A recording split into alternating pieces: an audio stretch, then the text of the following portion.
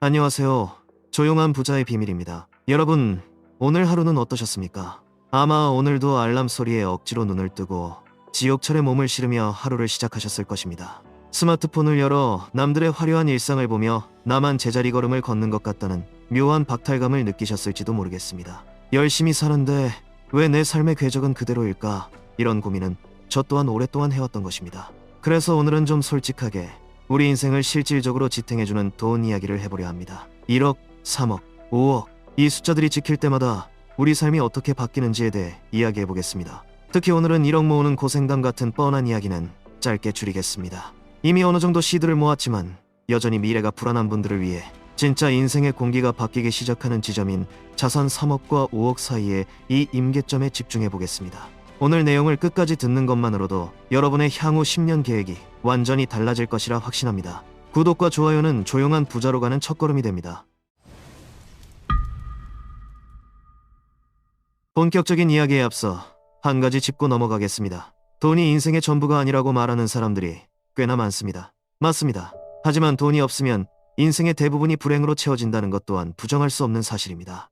특히 평범한 직장인에게 자산의 크기는 곧 세상을 대하는 자존감과 직결됩니다. 1억도 없는 상태에서 우리는 온통 세상의 눈치만 봅니다. 그러다 3억이 생기면 세상과 타협을 고민하게 되고 5억이 넘어가면 비로소 나만의 성벽을 쌓고 세상을 마주하게 됩니다. 자산이 불어나는 것은 단순히 통장의 숫자가 느는 것을 넘어 당신의 영혼이 자유를 되찾아가는 과정인 셈입니다. 먼저 1억이라는 숫자에 대해 짧게 언급하겠습니다. 1억은 자본주의라는 게임에 참여하기 위한 최소 입장료이자 가난의 중력을 겨우 이겨냈다는 첫 번째 증거입니다. 하지만 1억을 모았다고 해서 당장 사표를 던질 수 있는 것은 아닙니다. 1억은 여전히 내가 없으면 멈춰버리는 불안한 엔진에 불과하기 때문입니다. 그럼에도 불구하고 여러분은 어떻게든 이 1억이라는 숫자를 죽기 살기로 만들어내야만 합니다. 단순히 돈의 액수가 중요해서가 아닙니다. 영원에서 1억을 만드는 그 과정은 여러분이 평생 몸에 배어있던 가난의 습성을 완전히 도려내는 수술과도 같기 때문입니다. 남들 다 마시는 커피 한 잔, 남들 다 가는 휴가, 남들 다 바꾸는 최신 스마트폰의 유혹을 모두 끊어내고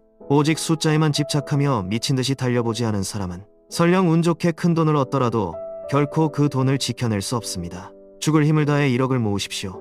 이 구간은 여러분이 자본주의라는 냉혹한 판에서 살아남을 기초 체력이 있는지를 테스트하는 가장 잔인한 시험대입니다. 이 지옥 같은 구간을 통과하며 얻은 인내심과 절제력이 없다면 다음에 올 3억과 5억은 결코 여러분의 것이 될 수 없습니다. 1억은 단순히 돈의 크기가 아니라 여러분이 부자가 될 자격을 갖췄음을 세상에 증명하는 첫 번째 훈장입니다. 그 처절한 시간을 견뎌낸 뒤에 마주하는 3억은 이전과는 이야기가 전혀 다릅니다.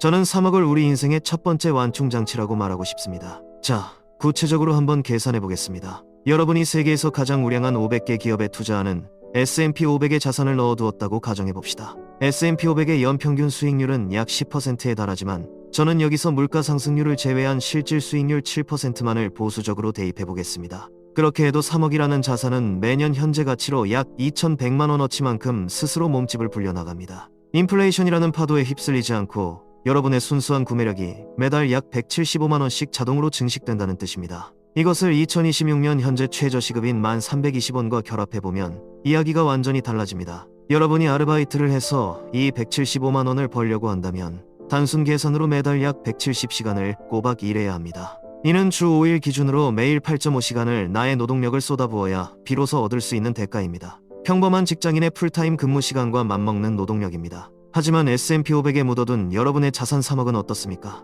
여러분이 사무실에서 서류와 씨름할 때도, 집에서 가족들과 저녁 식사를 할 때도, 심지어 깊은 잠에 빠져있는 순간에도 우량한 500개의 기업들은 여러분을 위해 24시간 쉬지 않고 일합니다. 여러분이 3억을 지수 ETF에 넣어두었다는 것은 한 달에 170시간씩 나 대신 일해줄 무보수 알바생 한 명을 내 인생에 영구적으로 고용한 것과 같습니다. 여기서 끝일까요? 이때부터 삶의 질이 아니라 자산의 체급 자체가 완전히 다른 궤도에 진입합니다. 단순히 2,100만 원을 벌어서 생활비에 보태는 수준이 아니라는 뜻입니다. 진짜 마법은 이 2,100만 원이라는 수익이 다시 여러분의 원금에 합쳐져 재투자될 때 시작됩니다. 첫 해에 3억으로 7%의 실질 수익을 내면 여러분의 자산은 3억 2,100만 원이 됩니다. 그리고 그 다음 해에는 3억이 아니라 3억 2,100만 원이 7%의 수익을 만들어냅니다. 앉아서 2,247만 원을 벌게 되는 것입니다. 1년 만에 아무것도 하지 않고도 수익금 자체가 147만 원이나 늘어났습니다. 이것이 바로 자본주의의 치트키라 불리는 복리의 힘입니다. 여러분이 영원에서 1억을 만들 때는 오직 본인의 노동소득이라는 단일 엔진으로만 달렸을 것입니다.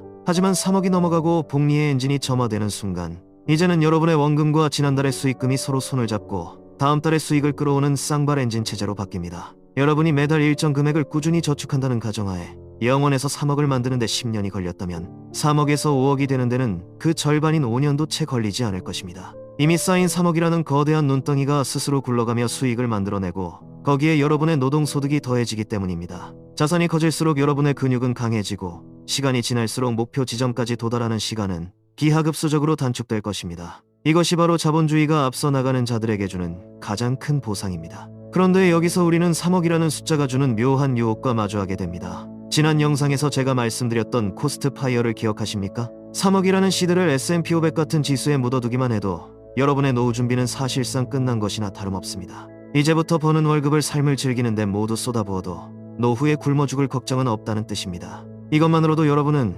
대한민국 상위 10%의 여유를 얻으신 겁니다. 하지만 오늘 제가 드리는 이야기는 그보다 한 단계 더 높은 차원의 선택에 관한 것입니다. 만약 여러분이 단순히 노후 보장을 넘어 지금 당장 내 인생의 주도권을 완전히 가져오고 싶다면, 혹은 직장에서의 비상탈출 레버를 더 빨리 당기고 싶다면 3억은 멈추는 지점이 아니라 가장 강력하게 가속 페달을 밟아야 하는 구간이 됩니다.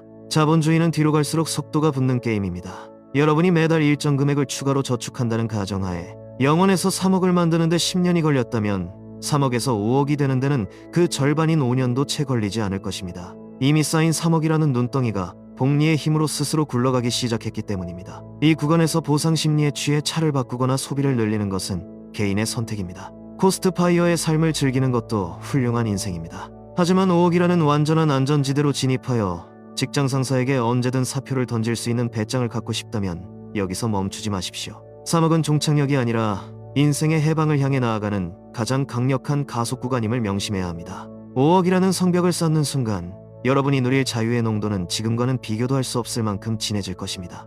인생이 너무 힘들다면 투자금을 줄이는 방법도 좋습니다. 멈추지만 마십시오. 이제 가장 중요한 하락장의 잔인한 현실에 대해 이야기해 보겠습니다. 자산이 3억을 넘어서는 순간부터 하락장의 공포는 이전과 차원이 다릅니다. 1,000만 원 투자했을 때 10% 하락하면 100만 원 손실이지만 3억일 때 10% 하락하면 3천만 원입니다. 사회 초년생 연봉이 증발하는 것입니다. 점심시간에 식당 줄을 서서 계좌를 확인했는데 3천만 원이 사라져 있다면 멘탈이 흔들리지 않을 사람은 많지 않습니다. 뉴스에서는 당장이라도 세상이 망할 것처럼 떠들고 주변 사람들은 지금이라도 다 팔고 도망가라고 조언할 것입니다. 하지만 바로 그 지점, 모두가 공포에 질려 항복 선언을 하고 시장을 떠날 때가 신분이 바뀌는 유일한 기회입니다. 자산의 성장은 계단을 예쁘게 오르는 것이 아닙니다. 미친 듯이 흔들리는 고장난 엘리베이터를 타는 것과 같습니다. 위아래로 진동은 심하고 당장이라도 추락할 것 같지만 결국 층수는 올라가고 있습니다. 남들이 무섭다고 문을 강제로 열고 뛰어내릴 때 여러분은 그저 그 안에서 묵묵히 버티고 서 있으면 됩니다.